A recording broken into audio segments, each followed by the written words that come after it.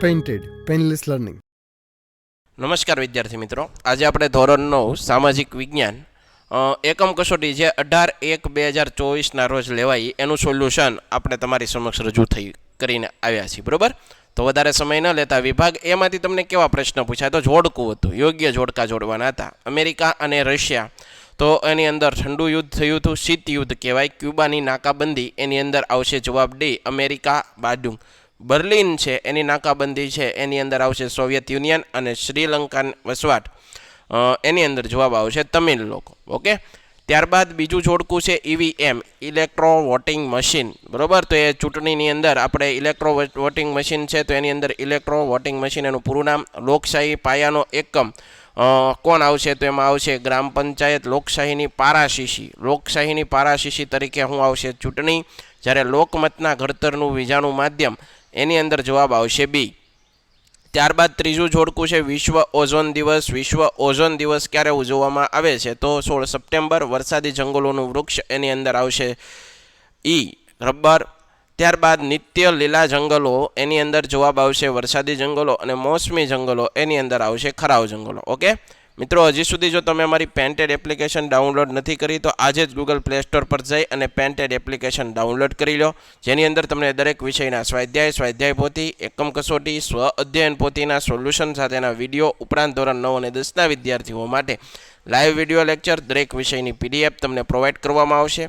આ ઉપરાંત ભાવનગરની અંદર જે વસવાટ કરતા વિદ્યાર્થી મિત્રો છે એના માટે ધોરણ 8 થી 12ના તમામ વિષયનું કોચિંગ પૂરું પાડતી કોચિંગ ઇન્સ્ટિટ્યૂટ એટલે કે આલ્ફા એકેડમી ભાવનગર ખાતે કાર્યરત છે, સ્થિત છે. તમે એમાં જોડાઈ શકો, એનો સંપર્ક કરી શકો. યુટ્યુબની અંદર મારા વિડીયો ગમતો હોય તો તમારી અમારી પેન્ટેડ યુટ્યુબ ચેનલ છે એ સબસ્ક્રાઇબ નથી કરી તો સબસ્ક્રાઇબ કરો, જેથી કરીને અમારા વિડીયોની માહિતી તમારા સુધી પહોંચતી રહે. હવે પ્રશ્નો વિશે વાત કરીએ કે નીચેના પ્રશ્નોના 1-2 શબ્દોમાં જવાબ આપો. દ્વિતીય વિશ્વયુદ્ધ પછી વિશ્વમાં કેટલા લશ્કરી જૂથો રચાયા? કારણ કે દ્વિતીય વિશ્વયુદ્ધ પછી વિશ્વમાં અમેરિકા, રશિયા આ બે મહાસત્તાના સત્તા જૂથો વચ્ચે અવિશ્વાસ વાતાવરણ સર્જાયું હતું. ઈસવીસન 1945-1962ના સમયગાળાને કયા તબક્કા તરીકે ઓળખવામાં આવે છે? તો 1945થી 1962ના સમયગાળાને ઠંડા યુદ્ધના તબક્કા તરીકે ગણવામાં આવે છે. દ્વિતીય વિશ્વયુદ્ધ ના પાછળના તબક્કા દરમિયાન સોવિયત યુનિયને કયા દેશો પર લશ્કરી કબજો જણાવ્યો? હવે દ્વિતીય વિશ્વયુદ્ધના પાછલા તબક્કા દરમિયાન સોવિયત યુનિયને પૂર્વ Germany, Austria, Albania, Hungary, Yugoslavia, Czechoslovakia, Poland, Romania, Bulgaria, Baltic રાજ્યો વગેરે દેશો પર લશ્કરી કબજો જમાવ્યો. સિયાટો લશ્કરી સંગઠનની રચના શા માટે કરવામાં આવી? સિયાટો લશ્કરી સંગઠનની રચના દક્ષિણ પૂર્વ એશિયાના દેશોના રક્ષણ માટે કરવામાં આવી. બિનજોડાણવાદી આંદોલન એટલે કે નોન અલાઇનમેન્ટ મુવમેન્ટ સંસ્થાની સ્થાપના ક્યારે અને ક્યાં થઈ? ઈસવીસન 1961માં બેલગ્રેડ ખાતે યોજાયેલા પરિષદમાં બિનજોડાણવાદી આંદોલન એટલે કે નોન અલાઇનમેન્ટ મુવમેન્ટ સંસ્થાની સ્થાપના થઈ. યુએસએમાં કયા પ્રકારના શાસન વ્યવસ્થા? પ્રમુખીય લોકશાહી. શામાંથી ટોપલા, ટોપલી, રમકડા, ગૃહ શોષોબનની ચીજો વગેરે બનાવવામાં આવે છે? વાંસમાંથી. શાના લાકડામાંથી રમતગમતના સાધનો, ચા અને દવા પેકિંગની પેટીઓ બનાવવામાં આવે છે? દેવદાર અને ચીડના લાકડામાંથી. ભરતીના જંગલો એટલે કે મેંગ્રુવની મુખ્ય વનસ્પતિ કઈ છે? સુંદરી અને ચેર. ઉષ્ણકટિબંધીય ખરાવ જંગલો બીજા કયા નામે ઓળખવામાં આવે? મોસમી જંગલો તરીકે. નીચેના પ્રશ્નોના સંક્ષિપ્તની અંદર જવાબ આપવાના છે. લોકમત કેળવવા કયા માધ્યમોનો ઉપયોગ થાય છે? લોકમત કેળવવા મુદ્રિત માધ્યમ અને બીજાનું માધ્યમોનો ઉપયોગ થાય. આપણા દેશમાં ચૂંટણી પંચની જોગવાઈ કરવામાં આવી છે કારણ કે ચૂંટણીઓ નિયમિત સમયે નિષ્પક્ષ ન્યાયપૂર્વક થાય એ માટે આપણા દેશમાં એક સ્વતંત્ર અને સ્વાયત્ત ચૂંટણી પંચની જોગવાઈ કરવામાં આવી છે. જીવંત લોકશાહી માટે અનિવાર્ય શરત કઈ? અસરકારક અને સતત પ્રબળ વિરોધ પક્ષ એ જીવંત લોકશાહી માટે અનિવાર્ય શરત છે. કયા વૃક્ષોમાંથી ઊંચા પ્રકારનું ઇમારતી લાકડું મળે છે? શાક, સાલ, સીસમ વૃક્ષોમાંથી ઊંચા પ્રકારનું ઇમારતી લાકડું મળે છે. વાંસમાંથી શું બનાવવામાં આવે? વાંસમાંથી કાગળ, રેયોન, ટોપલા, ટોપલી, રમકડા, સાદડી, ગૃહ શોષોભનની વસ્તુ વગેરે બનાવવામાં આવે છે. ભારતમાં શંકુદ્રુમ જંગલો ક્યાં આવેલા છે? ભારતમાં શંકુદ્રુમ જંગલો હિમાલયના દક્ષિણ ઢોળાવ તથા દક્ષિણ અને ઉત્તર પૂર્વીય ઊંચાઈવાળા વિસ્તારોમાં આવેલા છે. કુદરતી વનસ્પતિના પ્રદેશો કોને કહેવાય? એક સરખી આબોહવા ધરાવતા પ્રદેશોમાં સામાન્ય રીતે એક સરખી વનસ્પતિ જોવા મળે છે. આવા પર્યાવરણીય સામ્યતા ધરાવતા પ્રદેશને સમૂહ જૂથને કુદરતી વનસ્પતિના પ્રદેશો કહેવાય. ભારતમાં ઉષ્ણ કટિબંધીય કાંટાળા જંગલો ક્યાં વધુ જોવા મળે છે?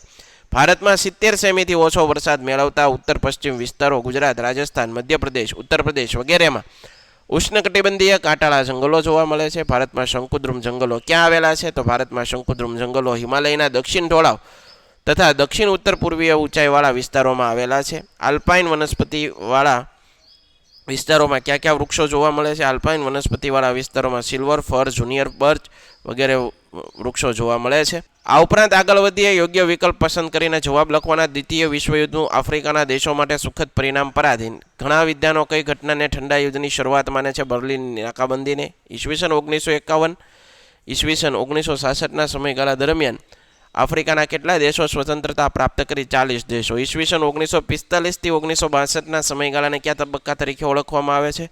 ઠંડા યુદ્ધના સમયે. આ ઉપરાંત આગળ વધીએ વિશ્વના બધા લોકશાહી દેશોમાં સૌથી વધારે મતદારો કયા દેશમાં? રશિયામાં. ખાલી જગ્યા લોકશાહીનો આધાર સ્તંભ છે. ચૂંટણી. ભારતની લોકશાહી વ્યવસ્થા દેશની સૌથી ટોચની સંસ્થા અને પાયાનો એકમ છે. સંસદ અને ગ્રામ પંચાયત. કયા વૃક્ષ શંકુદ્રુમ જંગલોમાં જોવા મળે છે? દેવદાર. આગળ વધીએ ભારતમાં કયા કયા પ્રકારના જંગલો વૃક્ષો 6 થી 8 અઠવાડિયા દરમિયાન પોતાના પાંદડા ખેરવી નાખે? ખરાવ જંગલો. વનસ્પતિની વિવિધતાની દ્રષ્ટિએ એશિયામાં ભારતનું સ્થાન ચોથું. વિભાગ બી માંથી તમને કેવા પ્રશ્ન પૂછાય? તો નીચે આપેલા પ્રશ્નોના માગ્યા મુજબ જવાબ આપો. દરેકના 2 ગુણ. કારણ આપો. બર્લિનની નાકાબંધીને ઠંડા યુદ્ધનો આરંભ ગણવામાં આવે છે. જવાબ છે દ્વિતીય વિશ્વયુદ્ધને અંતે પરાજિત જર્મની 4 વહીવટી વિસ્તારોમાં વહેંચી દેવામાં આવ્યું. એવી જ રીતે રાજધાની બર્લિનને પણ 4 વહીવટી વિભાગમાં વહેંચી દઈ તેના પર 4 મહાસત્તાઓનો વહીવટ સ્થાપવામાં આવ્યો. થોડા વર્ષો પછી અમેરિકા, ફ્રાન્સ, બ્રિટને પોતાના વહીવટ હેઠળના પશ્ચિમ જર્મનીના 3 પ્રદેશોનું એકીકરણ federal Republic of East German તરીકે રચના કરી. આ દેશોએ પશ્ચિમ જર્મનીના 3 પ્રદેશોના એકીકરણની જેમ બર્લિનના 3 વિભાગોને પણ એક બનાવ્યા. પ્રક્રિયાના વિરોધરૂપે એપ્રિલ 1948માં સોવિયત યુનિયને બર્લિનની નાકાબંધી જાહેર કરી. પરિણામે પશ્ચિમ દેશો અને સોવિયત યુનિયન વચ્ચે ભારે તણાવ ઊભો થયો. ઘણા વિદ્વાનો નાકાબંધીને ઠંડા યુદ્ધનો પ્રારંભ માને છે. કારણ આપો. ભારતે પરમાણુ બિન પ્રસાર સંધિ પર હસ્તાક્ષર કર્યા નથી. જગતની પરમાણુ સત્તાઓએ પરમાણુ શસ્ત્રો અને પ્રક્ષેપસ્ત્રોતનો ફેલાવો જગતના અન્ય દેશોમાં થતો અટકાવવા માટે પડેલી સંધિ બિન પ્રચાર સંધિ તરીકે ઓળખાય છે. પરમાણુ બિન પ્રચાર સંધિ પરમાણુ શસ્ત્રો અને પ્રક્ષેપાસ્ત્રો ધરાવતા મુખ્યત્વે અમેરિકા અને સોવિયત યુનિયન દેશો પર કોઈ નિયંત્રણ મૂકતી નથી. તેઓ તેમના એ શસ્ત્રોનો વધારો કરી શકે, પરંતુ એ શસ્ત્રોનો ઉત્પાદન પર તેઓ અન્ય દેશો પર કડક નિયંત્રણ મૂકે છે. આમાં સંધિ સંપૂર્ણ ભેદભાવયુક્ત અને ભારતની રાષ્ટ્રીય હિતોની વિરોધી હોવાથી ભારતે તેના પર હસ્તાક્ષર કર્યા નથી. વિશ્વમાં કયા કયા લશ્કરી જૂથોની સ્થાપના થઈ? કોઈ એક લશ્કરી જૂથ વિશે સમજાવો. વિશ્વમાં નાટો, સિયાટો, સેન્ટો અને વીરસો કરાર નામના લશ્કરી રાજ્યોની સ્થાપના થઈ. નાટો સોવિયત યુનિયન અને તેના સામ્યવાદને અંકુશિત કરવાના ઉદ્દેશથી એપ્રિલ 1919માં અમેરિકાના પ્રેરણા અને નેતૃત્વ હેઠળ ઉત્તર એટલાન્ટિક મહાસાગરના કિનારે આવેલા પશ્ચિમ લોકશાહી દેશોનું એક લશ્કરી સંગઠન રચવામાં આવ્યું. તે નાટો એટલે કે નોર્થ ઈસ્ટ એટલાન્ટિક ટ્રીટી ઓર્ગેનાઇઝેશનના નામે ઓળખવામાં આવે છે. આ ઉપરાંત આગળ વધીએ બિન જોડાણવાની નીતિ એટલે શું? દ્વિતીય વિશ્વયુદ્ધ પછી સ્વતંત્ર થયેલા કેટલા નવોદિશ રાષ્ટ્રોએ પરસ્પર વિરોધી 2 સત્તા જૂથો અને લશ્કરી જૂથો સાથે ન જોડાયા? આમ વિશ્વના કોઈ પણ સત્તા જૂથ કે લશ્કરી જૂથમાં ન જોડાવાની નીતિ અને બિન જોડાણવાદી નીતિ કહેવાય. કારણ આપો. ચૂંટણી એ લોકશાહીની પારાશીશી છે. લોકશાહીમાં ચૂંટણીઓ દ્વારા લોકો પોતાનો પ્રતિનિધિઓને દેશના શાસન કરવાની સત્તા સોંપે. એ પ્રતિનિધિઓના શાસનથી નાગરિકોને સંતોષ થાય તો જ તેમને ફરીથી ચૂંટે છે, નહીં તો એમના સ્થાને બીજા કોઈ નવા પ્રતિનિધિને ચૂંટે છે. એ રીતે ચૂંટણી લોકોને તેના પ્રતિનિધિઓની કામગીરીનું મૂલ્યાંકન કરવાની તક આપે. ચૂંટણી દેશમાં નવી રાજકીય વ્યવસ્થા વલણો સર્જે છે કે જેનાથી દેશનો ભાવિ માર્ગ નક્કી થાય. ચૂંટણી વખતે દેશ સમાજના પ્રશ્નો જાહેરમાં ચર્ચા થાય છે. પરિણામે ચૂંટણીથી દેશની સામાજિક આર્થિક સ્થિતિનો ખ્યાલ આવે છે. ચૂંટણી દ્વારા સરકારોનું ભવિષ્ય નક્કી થાય. લોકશાહીમાં રાજકીય પક્ષોનો અને ઉમેદવારોને લોકોનું સમર્થન ચૂંટણી દ્વારા જ જાણી શકાય. આમ ચૂંટણી લોકમતને જાણવાનું મહત્વનું માધ્યમ છે. લોકશાહીની પારાશીશી. આગળ વધીએ. કારણ આપો. ભારતમાં બહુપક્ષી લોકશાહી છે. જો રાજ્યમાં એક જ રાજકીય પક્ષ હોય તો સ્વાભાવિક રીતે એ જ પક્ષની સરમુખત્યારશાહી સ્થપાય છે. આમ ન બને તે માટે લોકશાહીમાં એક કરતાં વધારે રાજકીય પક્ષો અનિવાર્ય છે. ભારત લોકશાહીને વરેલો દેશ છે. ભારતમાં કેટલાક દેશવ્યાપી રાષ્ટ્રીય પક્ષો છે અને કેટલાક પ્રાદેશિક પક્ષો. આથી એમ કહી શકાય ભારતમાં બહુપક્ષી લોકશાહી છે. ચૂંટણી પ્રક્રિયા કઈ કઈ બાબતોનો સમાવેશ થાય? ચૂંટણી પ્રક્રિયામાં ચૂંટણીની તારીખોની જાહેરાત, ઉમેદવારી પત્ર ભરવા, ઉમેદવારી પત્રોની ચકાસણી, ઉમેદવારી પત્ર પાછું ખેંચવાની તારીખ, ઉમેદવારોની અંતિમ યાદીની જાહેરાત, ઉમેદવારને ચૂંટણી પ્રતિકોની ફાળવણી, ચૂંટણી ઝુંબેશ, મતદાન, ચૂંટણીના પરિણામોની જાહેરાત વગેરે સમાવેશ થાય છે. ભારતમાં વૈવિધ્યસભર કુદરતી વનસ્પતિ શા માટે જોવા મળે છે? ભારતની કુદરતી વનસ્પતિનું સર્જન આ પરિબળોથી થાય છે: ભૂપૃષ્ઠ, જમીન, તાપમાન તથા ભેજ, સૂર્યપ્રકાશ અને વરસાદનું પ્રમાણ. ભારતનું ભૂપૃષ્ઠ પર્વતો, ઉચ્ચ પ્રદેશ, મેદાનો, દરિયા કિનારાના મેદાનો, રણ પ્રદેશનું બનેલું છે. ભૂપૃષ્ઠની આ વિવિધતાને કારણે દેશની કુદરતી વનસ્પતિમાં પણ વિવિધતા જોવા મળે. ભારતમાં કાપની, રાતી, કાળી, પહાડી, રેતાળ જેવી 5 પ્રકારની જમીન જોવા મળે. જમીનની વિવિધતા પ્રમાણે વનસ્પતિમાં પણ વિવિધતા જોવા મળે. ભારતમાં હિમાલયના બરફાચ્છાદિત તથા ઠંડા પ્રદેશો તેમજ દક્ષિણ ભારતના દ્વીપકલ્પીય ઉચ્ચ પ્રદેશના તાપમાન અને ભેજમાં રહેલા તફાવતને કારણે કુદરતી વનસ્પતિમાં વિવિધતા સર્જાય છે. સૂર્યપ્રકાશની અસર વનસ્પતિની વૃદ્ધિ પર થાય છે. વધુ સૂર્યપ્રકાશ મેળવતા વિસ્તારોમાં વનસ્પતિની વૃદ્ધિ ઝડપી હોય, જ્યારે ઓછો સૂર્યપ્રકાશ મેળવતા વિસ્તારોમાં વનસ્પતિની વૃદ્ધિ મંદ હોય. ભારતમાં વરસાદ એક સરખો વરસતો નથી. ભારતમાં વાર્ષિક 200 સેમીથી વધુ વરસાદવાળા પ્રદેશો છે અને વાર્ષિક 10 થી 12 સેમી જેટલો વરસાદ ધરાવતા પ્રદેશો પણ છે. આમ ભારતના વરસાદના અસમાન વિતરણને કારણે ભારતમાં વનસ્પતિમાં પણ વિવિધતા જોવા મળે છે. વિભાગ સી, નીચે આપેલા પ્રશ્નોના જવાબ 60 થી 80 શબ્દોમાં લખો. ભારત અને રશિયા વચ્ચેના સંબંધોની સંક્ષેપમાં ચર્ચા કરો. ભારત ભારે અને ચાવીરૂપ ઉદ્યોગો સ્થાપવામાં અને સંરક્ષણ ક્ષેત્રે સજ્જ થવા રશિયાએ આર્થિક અને તકનીકી સહાય કરી છે. રશિયાએ હંમેશા જમ્મુ કાશ્મીરમાં માનમાં ભારતનો પક્ષ લીધો. સંયુક્ત રાષ્ટ્રોની સલામતી સમિતિના કમિરે ભારત વિરુદ્ધ ઠરાવ પસાર ન થાય એ માટે રશિયાએ અનેક વખત પોતાની વીટો સત્તાનો પણ ઉપયોગ કર્યો છે. તેને કાશ્મીરના પણ પ્રશ્ને વૈશ્વિક સ્તર પર ભારતનું મતનું સમર્થન કર્યું. ભારત અને રશિયા વચ્ચે ગાઢ મૈત્રીભર્યા સંબંધો પ્રવર્તે છે. તફાવત સમજાવવાનો. સંસદીય લોકશાહી, પ્રમુખ લોકશાહી. સંસદીય લોકશાહીમાં લોકસભા સ્પષ્ટ બહુમતી ધરાવતા નેતાને રાષ્ટ્રપ્રમુખના વડાપ્રધાન તરીકે નિમે છે, જ્યારે રાષ્ટ્રના પ્રમુખના પ્રજા સીધે ત્યારબાદ સમગ્ર પ્રધાનમંડળને જવાબદાર હોય છે. પ્રધાનમંડળ સંસદની બહુમતીનો વિશ્વાસ ધરાવે ત્યાં સુધી સત્તા પર રહી શકે. રાષ્ટ્રપ્રમુખ દેશના બંધારણીય વડા છે, જ્યારે વડાપ્રધાન એમના પ્રધાન છે. પ્રધાનો વડાપ્રધાનના સાથીદારો છે. પ્રમુખીય લોકશાહી. રાષ્ટ્રના વડા પ્રમુખને પ્રજા સીધી રીતે ચૂંટે છે. પ્રધાનમંડળ સંસદને જવાબદાર હોતું નથી. પ્રધાનો વ્યક્તિગત રીતે પ્રમુખને જવાબદાર હોય છે. પ્રધાનમંડળના પ્રધાનો પ્રમુખની ઈચ્છા હોય ત્યાં સુધી હોદ્દા પર રહી શકે. પ્રમુખ દેશના વહીવટ વડા તેમજ બંધારણીય વડા છે. પ્રધાનો પ્રમુખના અમલદારો ગણાય છે. ટૂંકનોંધ. રાજકીય પક્ષના પ્રકારો. ભારતમાં તલીય લોકશાહી, તેથી દેશમાં અનેક નાના મોટા રાજકીય પક્ષો છે. ચૂંટણી પંચ ચોક્કસ નીતિ, નક્કી કરેલા ધોરણ પ્રમાણે રાજકીય પક્ષોને માન્યતા આપે છે. આપણા દેશમાં રાજકીય પક્ષોનો મુખ્ય 2 પ્રકાર છે: રાષ્ટ્રીય પક્ષો અને પ્રાદેશિક પક્ષો. જે રાજકીય પક્ષનું કાર્યક્ષેત્ર સમગ્ર દેશમાં વિસ્તરેલું હોય તે રાષ્ટ્રીય પક્ષો કહેવાય, અને જે રાજકીય પક્ષનું કાર્યક્ષેત્ર રાજ્ય કે પ્રદેશ પૂરતું સીમિત હોય તેને પ્રાદેશિક પક્ષો કહેવાય. કોઈ રાષ્ટ્રીય કે પ્રાદેશિક પક્ષની માન્યતા આપવા માટે ચૂંટણી પંચે ચોક્કસ ધારાધોરણ નક્કી કર્યા હોય. એ ધારાધોરણ મુજબ જે રાજકીય પક્ષે ઓછામાં ઓછા 4 રાજ્યોમાં અગાઉની ચૂંટણીમાં માન્ય કરેલ કુલ મતમાંથી ઓછામાં ઓછા 4% મતો મેળવેલા હોય તેને રાષ્ટ્રીય પક્ષ તરીકે માન્યતા આપવામાં આવે. આપણા દેશમાં રાષ્ટ્રીય પક્ષ કોંગ્રેસ એટલે કે Indian National Congress, Bharatiya Janata પક્ષ, communist party of India, communist party of India, Bahujan Samajwadi party વગેરે રાષ્ટ્રીય પક્ષો છે. જે રાજકીય પક્ષનો પ્રભાવ માત્ર અમુક રાજ્ય કે પૂરતો મર્યાદિત હોય તેને ચૂંટણી પંચ કે પ્રાદેશિક પક્ષ તરીકે માન્યતા આપે. આપણા દેશમાં તમિલનાડુનો દ્રવિડ મુનેત્ર કઝગમ ઓફ ઇન્ડિયા, અન્ના દ્રવિડ મુનેત્ર કઝગમ, આંધ્રપ્રદેશનો તેલુગુ દેશમ, પંજાબનો અકાલી દળ, બિહારનો રાષ્ટ્રીય જનતા દળ અને જનતા દળ યુનાઇટેડ, ઉત્તર પ્રદેશનો સમાજવાદી પક્ષ, જમ્મુ કાશ્મીરનો નેશનલ કોન્ફરન્સ, અસમનો અસમ ગણ પરિષદ, મહારાષ્ટ્રની શિવસેના, દિલ્હીની આમ આદમી પાર્ટી વગેરે પ્રાદેશિક પક્ષો છે. રાષ્ટ્રીય પક્ષો તરીકે માન્ય પક્ષની માન્યતા મતોના આધારે રદ થઈ શકે, જ્યારે પ્રાદેશિક પક્ષોનો રાષ્ટ્રીય પક્ષો તરીકે માન્યતા મળી શકે. આ ઉપરાંત આપણે આગળ વધીએ. ભારતમાં વૈવિધ્યસભર કુદરતી વનસ્પતિ શા માટે જોવા મળે? ભારતની કુદરતી વનસ્પતિનું સર્જન અનેક પરિબળોથી થાય છે, જેમ કે ભૂપૃષ્ઠ, જમીન, તાપમાન, ભેજ, સૂર્યપ્રકાશ, વરસાદનું પ્રમાણ. ભારતનું ભૂપૃષ્ઠ પર્વતો, ઉચ્ચ પ્રદેશ, મેદાનો, દરિયા કિનારા મેદાનો અને રણ પ્રદેશનું બનેલું છે. ભૂપૃષ્ઠની આ વિવિધતાને કારણે એમાં વનસ્પતિમાં વિવિધતા જોવા મળે. ભારતમાં કાપની, કાળી, પહાડી, રેતાળ જેવી 5 પ્રકારની જમીન જોવા મળે. જમીનની વિવિધતા પ્રમાણે વનસ્પતિમાં પણ વિવિધતા જોવા મળે. ભારતમાં હિમાલય, બરફાચ્છાદિત ઠંડા પ્રદેશોને તેમજ દક્ષિણ ભારતમાં દ્વીપકલ્પીય ઉચ્ચ પ્રદેશના તાપમાન અને ભેજમાં રહેલા તફાવતને કારણે કુદરતી વનસ્પતિમાં વિવિધતા સર્જાય છે. સૂર્યપ્રકાશની અસર વનસ્પતિની વૃદ્ધિ પર થાય છે. આ રીતે ભારતમાં એક સરખો વરસાદ વરસતો નથી. ભારતમાં વાર્ષિક 200 સેમીથી વધુ વરસાદ ગાળાના પ્રદેશો છે.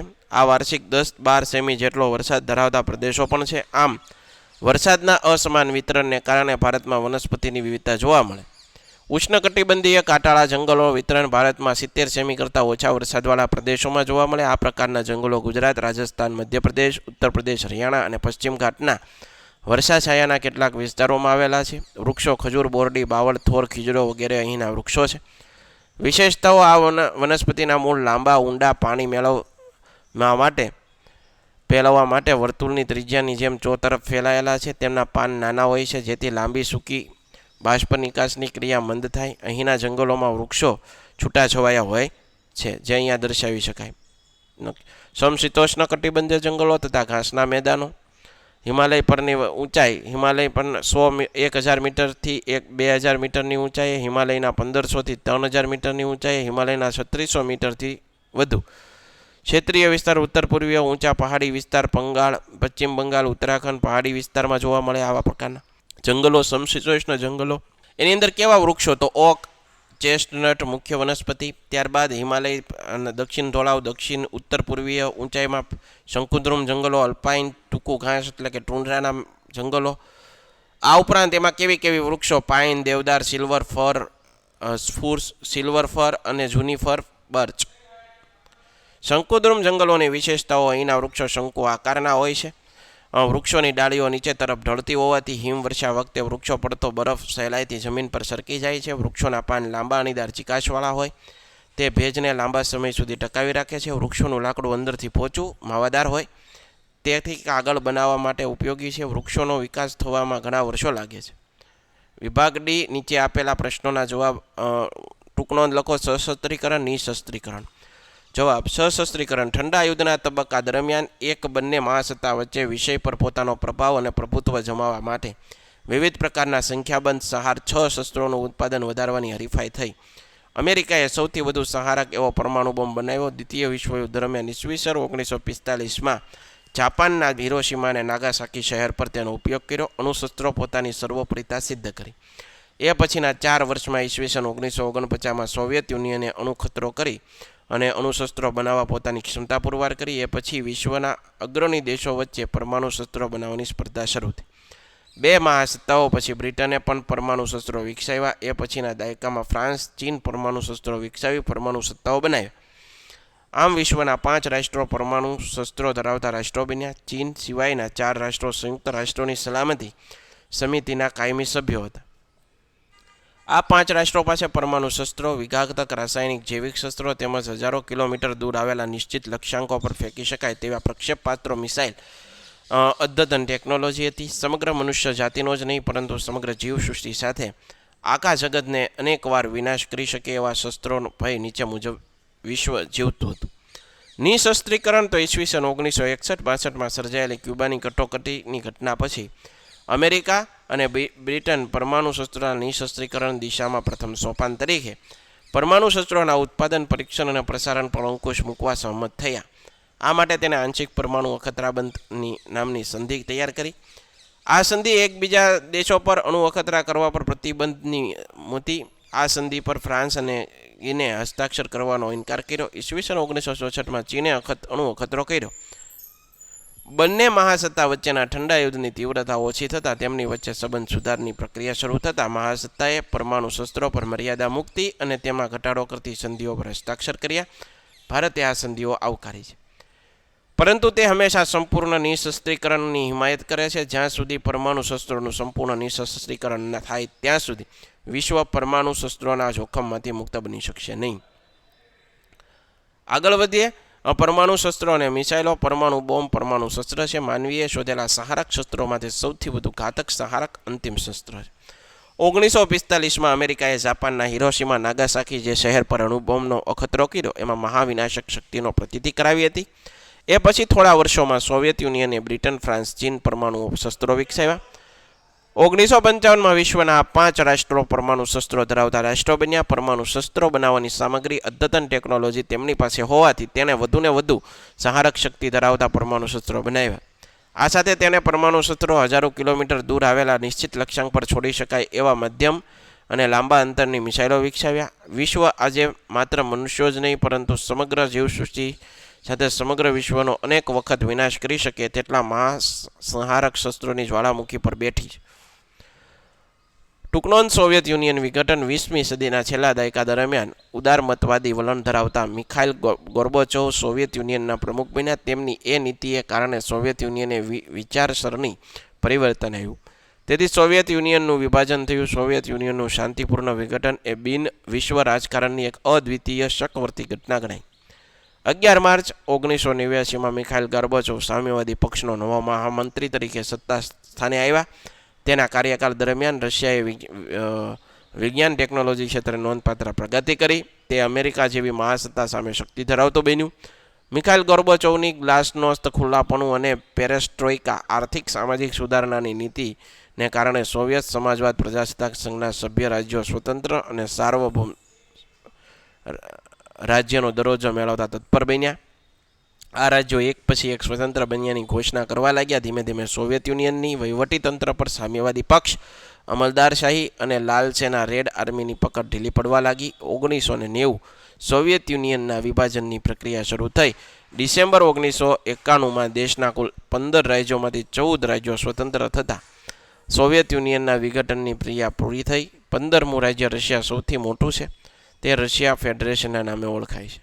ભારતમાં ચૂંટણી પ્રક્રિયાનું વર્ણન. ભારતમાં 2 પ્રકારે ચૂંટણી: પ્રત્યક્ષ એટલે સીધી રીતે, પરોક્ષ એટલે આડકતરી રીતે. ભારતમાં લોકસભા રાજ્યોની વિધાનસભાની સભ્યોની ચૂંટણી પ્રત્યક્ષ પદ્ધતિથી થાય, જ્યારે રાષ્ટ્રપ્રમુખ, ઉપરાષ્ટ્રપ્રમુખ, રાજ્યસભા, વિધાન પરિષદના સભ્યોની ચૂંટણી પરોક્ષ રીતે. લોકો સીધી રીતે તેમાં ભાગ નથી લઈ શકતા. ભારતમાં સમગ્ર ચૂંટણી પ્રક્રિયાનું સંચાલન, નિયમન, નિરાકાર ચૂંટણી પંચ કરે. તે સ્વતંત્ર અને સ્વાયત્ત સંસ્થા છે.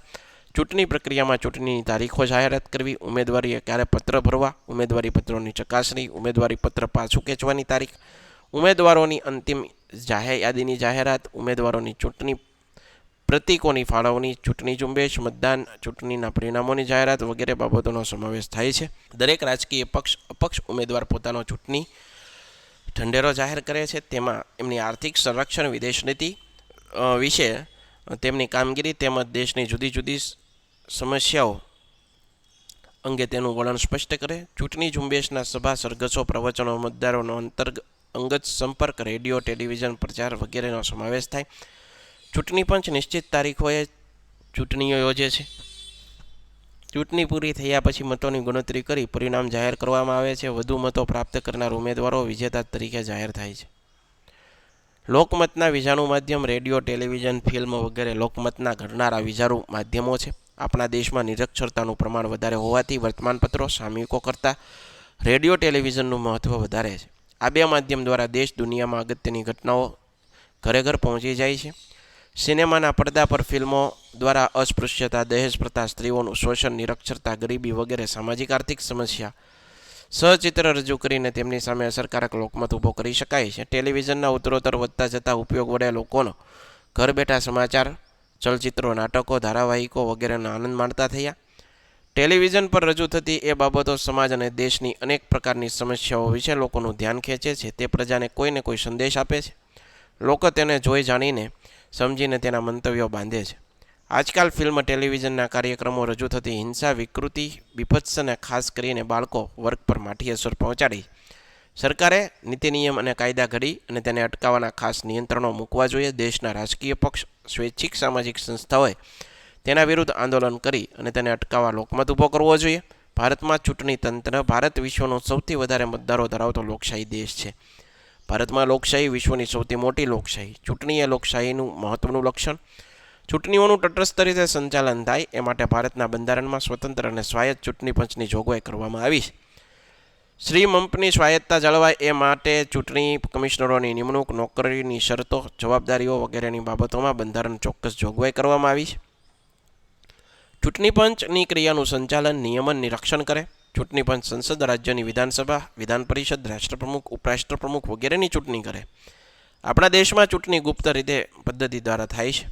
સંસદ કે વિધાનસભામાં 5 વર્ષની મુદત પૂરી થાય ત્યારે તેનું વિસર્જન કરી નવેસરથી ચૂંટણી યોજવામાં આવે. કોઈ સભ્યના અવસાન કે રાજીનામાથી ખાલી પડેલ બેઠક પર પેટા ચૂંટણી યોજવામાં આવે. ચૂંટણી પંચ ચૂંટણીની તારીખોની જાહેરાત, ઉમેદવારી પત્ર ભરવા, ઉમેદવારી પત્રોની ચકાસણી કરવી, ઉમેદવારી પત્ર પાછું ખેંચવાની તારીખ, ઉમેદવારોની અંતિમ યાદીની જાહેરાત, ઉમેદવારોના ચૂંટણી પ્રતિકોની ફાળવણી, ચૂંટણી ઝુંબેશ, મતદાન અને ચૂંટણીના પરિણામો વગેરેની બાબત અંગેના કાર્ય કરે છે. ચૂંટણીની તારીખો જાહેર થાય તે દિવસથી જ આચારસંહિતા લાગુ.